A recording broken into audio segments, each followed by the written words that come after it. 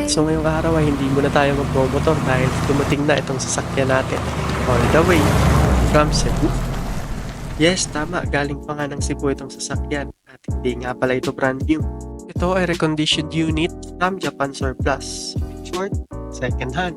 Pero nagustuhan ko pa rin. Kaya naman, last month nung umpisahan na itong gawin, ay dito na nakafocus ang atensyon ko dahil sa made to order ang napili natin.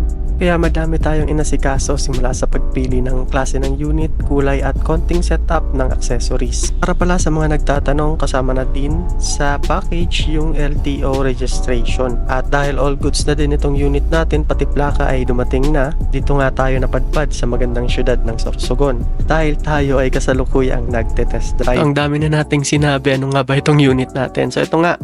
Ito ay isang Suzuki DA64V Every Van o minivan. So kaya kung interesado kayo sa specs at features and of course syempre yung presyo ng ganitong klase ng sasakyan ay abangan nyo ang susunod nating video at yan ang pag-uusapan natin.